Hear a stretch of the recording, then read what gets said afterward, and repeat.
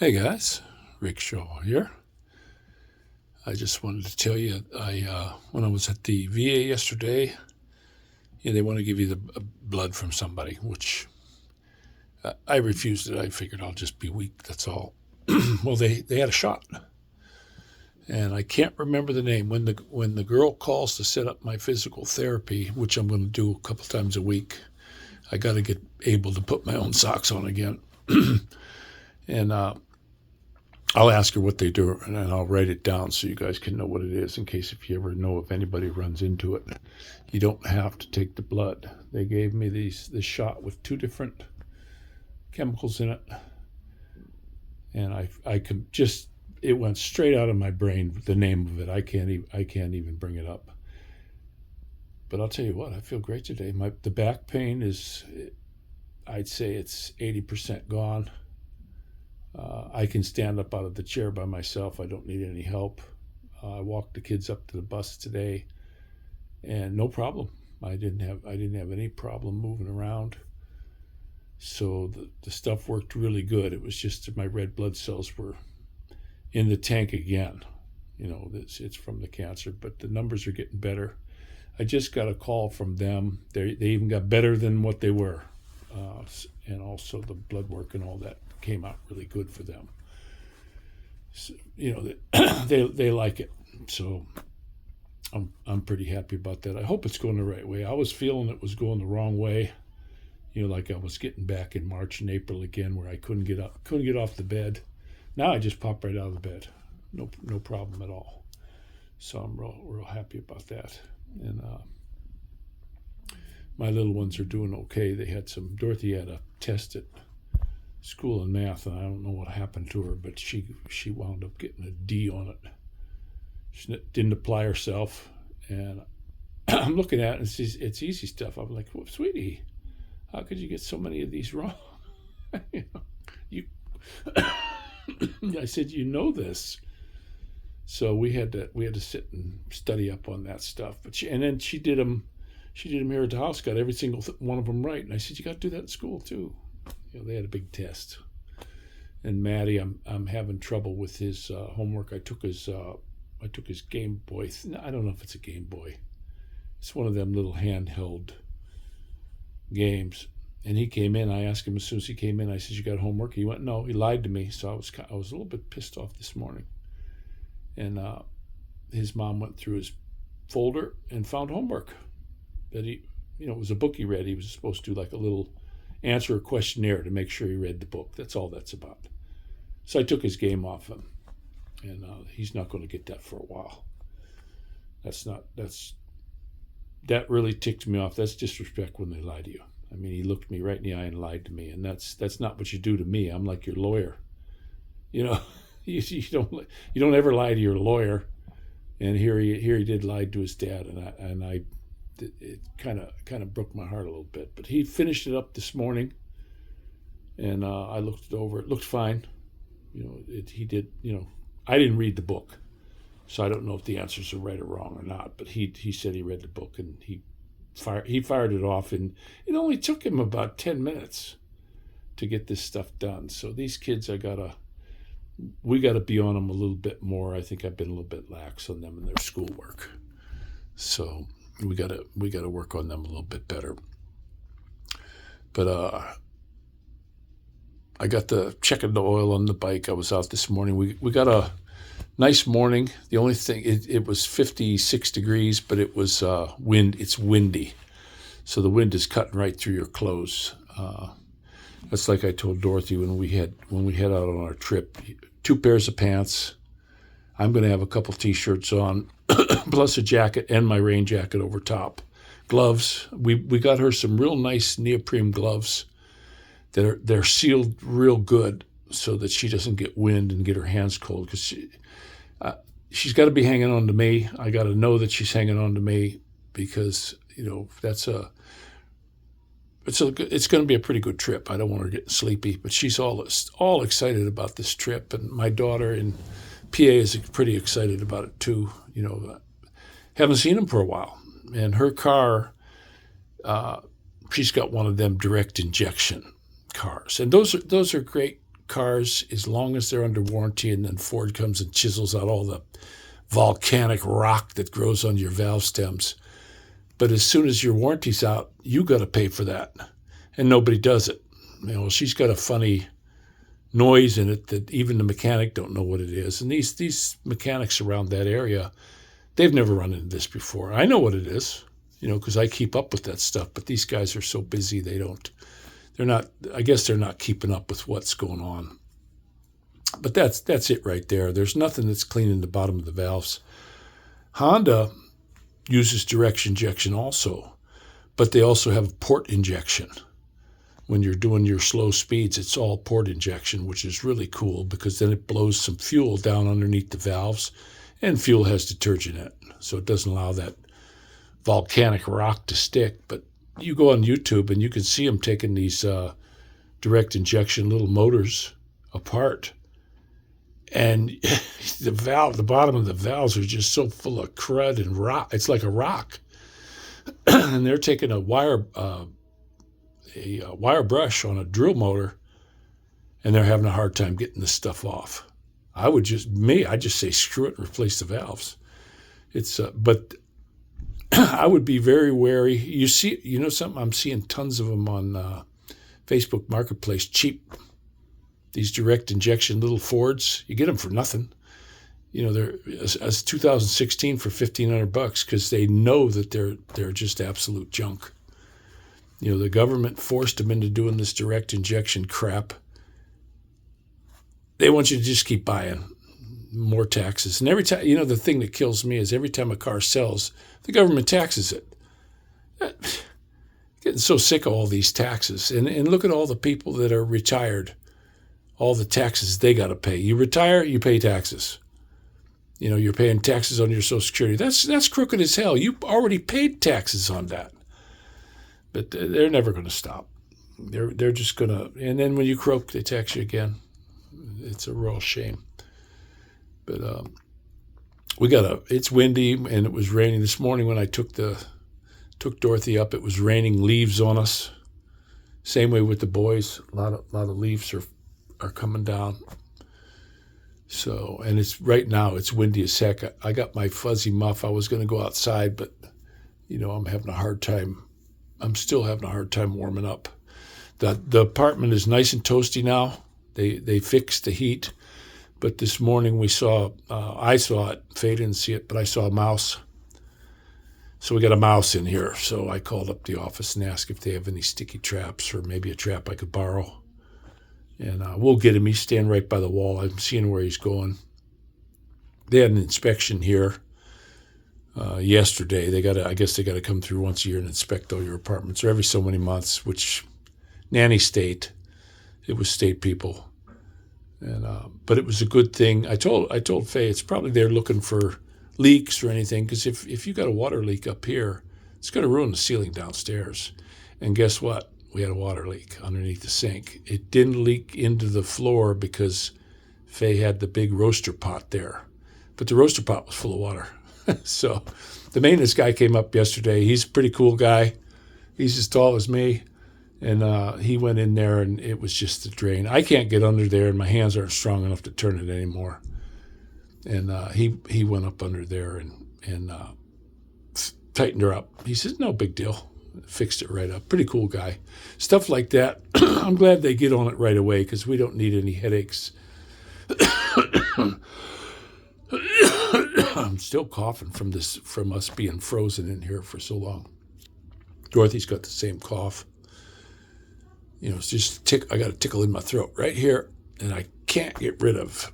If anybody knows how to get rid of those, let me know. I took a swig of vinegar the other day, and that helped me most of the day, but with this medicine I was taking, it made my stomach really hurt. They've got me off a week. I go back to the VA on next Monday. And like I say, they called me up. All of the blood work came back in, and they said it's better than they expected.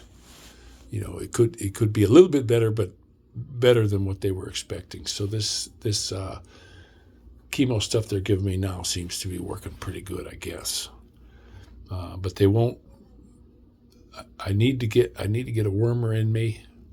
The parasites are in there. That's why I think I'm blocking up all of a sudden. I did get a piece of. We went out to a dinner thing, and I got a piece of pork, a rib, and I bit into it, and I'm chomping on it. Looked at it, and then all around the bone, it was nothing but blood. And when I was in the Philippines, I got the same thing. I got trichinosis one time. That hit you right in the eyeballs. So I'm just getting to the point where I don't even want to eat pork. We do eat some bacon from in the breakfast like that, but I just don't really want to eat it. If I got to worry about getting things wrong with me just from eating a piece of meat, just give me a piece of beef. We've been getting pretty good beef. Sean was telling me in the Philippines that the beef tastes different, and I said, yeah, they don't feed them corn. Corn's an expensive thing over there. They're not going to give it to a cow. And they're different. They're more like Brahma bulls over there, all lanky. And they're not baling hay and feeding them like that. They just turn them loose and they get what they get. But I was telling Sean, and this is something anybody who goes to the Philippines, all the Filipinos sit around and they'll drink. They'll get a bottle of whiskey or Red Horse or whatever. And they share the glass. And I'm going to tell you guys, don't do it. Don't do it. Get your own. That was something that Faye did for me right off the bat. When they filled up the glass with some beer and put it over in front of me, and they're, drink. I'm looking at them like, what? I'm not drinking that. And Faye immediately came over and got me my own glass, because some of these guys got tree roots for teeth. We had a neighbor that lived back, was a real handsome dude. This kid could have been a movie star. He kind of had that Tony Beretta look, and he's just a real handsome fellow. He had a beautiful wife, and they just had a brand new baby. And his uncle came in from the province, and this uncle, his eyeballs were yellow. And this dude was sickly looking. And when he came around, I didn't even want to shake his hand, And I told the neighbor, I says, don't be sharing no glass with that dude. The alcohol can't kill that. That's hepatitis. Well, that's my uncle. He's okay. I said, I wouldn't share. Well, he said, we watched him right outside our dirty kitchen, sharing a glass with this guy. Well, it hit this kid fast and hard and nailed him in the liver. And it wasn't even a couple weeks, he was dead. And they were going to the funeral, selling his tricycle, and his wife had to go back with the parents in the province and all that. Don't share the glasses. And the other thing they do that really I never could stand when I was there is they'll be eating with the spoon or something like that, and they'll see something on your plate, and they say, oh, that looks good, and they'll stick their spoon right in your plate of food and take a bite. And it's common. I mean, they do that crap all the time. And to me, I don't want it anymore. It's yours. Take it. And I just get up and leave. I had the thing when I was working. I just went and sat in my little Piaggio and ate my lunch there because it was so disgusting how they did that. And it happened every time. And I don't, or they'll stick their fingers in your food. Most of them, they go into the bathroom and they're cleaning up with the Tabo, and you go in there after them, the sink's dry. They didn't wash their hands. So you have to be real careful of that when you're visiting the Philippines. Just stay on your toes.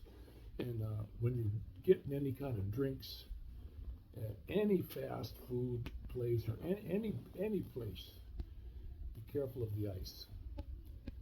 I just saw a video with some dude in, I think he was in Dumaguete, and he went in there with his phone camera and he opened up the ice machine. It was just all black in there. The ice looked fine, but inside, when he lifted the little door where the ice gets made, it was just all black fungus growing in there. So you have to be real careful of that. Their systems are so used to it because that's what they do all the time. But don't get the ice, and if you get a bottle of water, if it's opened already, send it back, because what they'll do is they'll take the water things and they'll fill it up with tap water, and they'll get it real cold so you can't taste that it's the tap water. So just if you're visiting the Philippines, you stay on your toes and watch for all this stuff so you guys don't get sick.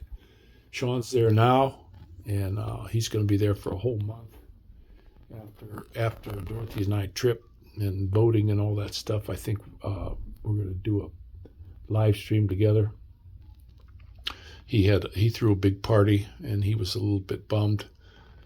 They had a party, and they just threw their garbage all over when they were done, and he was showing me pictures of that. He was a little bit bummed about that, and I can understand that. But I told him, I said, get one of the neighbor kids, a couple dollars, go up to True Value, buy a leaf rake, and get one of the neighbor kids with a couple dollars and give them American dollars. They'll clean that place up spotless. Give them some work. No sense in bitching about it, because it's how it always goes. Ever since I was there, same thing happened with us. You got a big cleanup after party. That's here too. I don't care where you go. You have a big party, there's going to be a mess. That's all there is to it. Most people, instead of helping you clean up, they leave.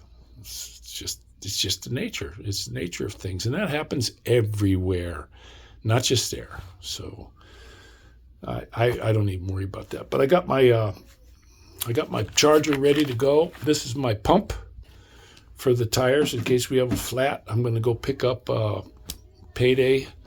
I'm going to go pick up a patch kit, and I'm going to put the wrenches I'm going to need for switching the tire. I was never one to take the wheel off to patch, on the road. You want to make sure there's no piece of metal stuck in there so it pops another hole. But if you can see it in the tire, you can pull it out and then just let all the air out, break the bead, and pull that little section out and patch it. And then I got my pump, so we'll be ready in case if something happens. I used to do a lot of long trips. I took trips on the motorcycle to Missouri. I took trips all over. I went to Montana a couple times, and I like it. This bike, though, I have to honestly say, is the most comfortable for me, because anytime, I had the Harley, and the Harley was pretty cool, but they had my feet way forward. It was forward controls.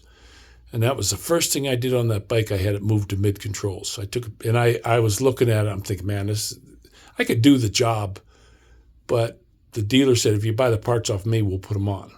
So, okay, I'm good. And where else am I going to get parts? So I just let them put it on. And I had mid controls, so I could keep it. My knees were bent too much, so that bike, my knees always hurt on that bike. This one, if you're a big guy, the KLR 650 is the bike for you. It's just roomy. You got all kinds of room to move around on it. Your feet are directly below your butt, so that when you see a bump coming, you can take the weight off your butt.